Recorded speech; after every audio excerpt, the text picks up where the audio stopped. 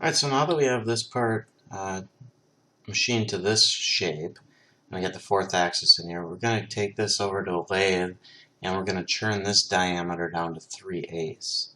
So looking at it like this, that would bring this down to 3/8 of a diameter, or 3/8 of an inch diameter.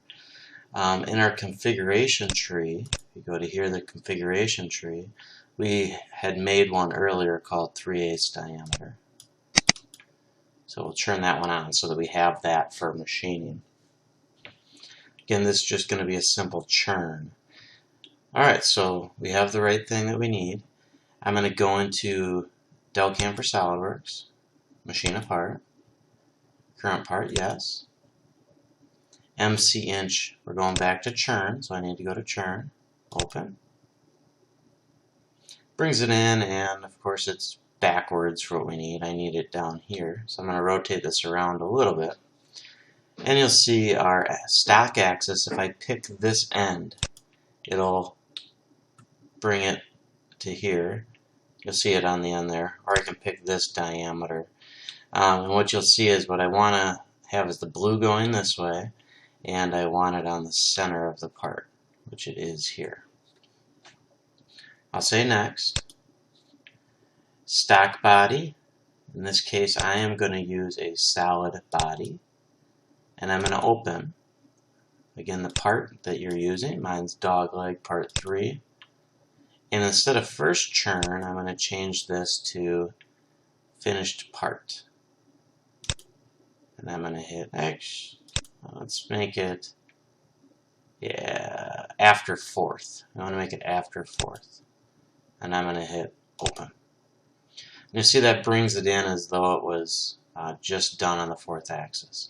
My material, I'm going to say browse, and I'm going to change this again to stainless.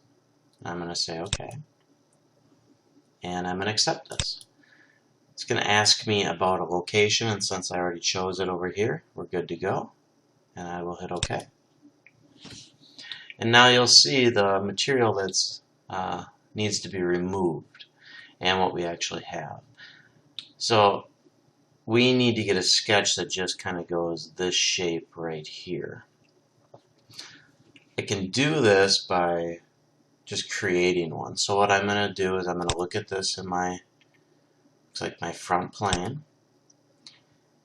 And then on my top plane, I'm going to create a new sketch. So I'm going to say sketch.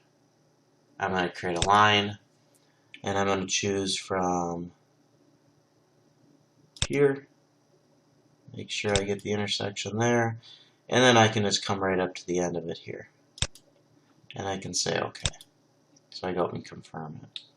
Now I have a sketch right there. I need to face the end off. Well, I could face it off, but it probably is already to length. If you want to, you can face it off. I'm not going to here. I'm just going to come in and I'm going to churn this. So I'm going to go to Delcam, new feature, and I want to do a churn. And I'm going to say OK. My profile will be the new one I just made. You see it's giving me that shape. And I'll say OK. If I go over to the Delcam DFS Features tab here, you'll see it did it for me, and it's using the 80-degree diamond. If that's what you want to use, that's fine. Otherwise, you could double-click this, and we could change this tool from an 80-degree to a 55. Or you could rough with the 80 and then finish with the 55. So in this case, I'll say, OK, I'm going to rough with the 80, double-click on Finish, and I can make this tool a 55-degree diamond and use the 55 churn right hand. And OK. Accept this. And then if I simulate this, you'll see it come in and it churns that off for me. That's basically all we need to do on this part, is to come in and churn that off. So at this point, this is done and ready to go. One more thing, actually, I should let you know on this, is that when each time you make a new assembly from the same part, you can't call it the same thing or you'll be overwriting your original. So you'll see up here it says dog leg part 32. The last one we did was called Dogleg Part 31. So as you can get into a numbering scheme like that, instead of Dogleg Part 32, you could call it 3/2 or something. But just make sure you do a save as or a save, and you don't overwrite the Dogleg Part 3 or the Dogleg Part 3 1.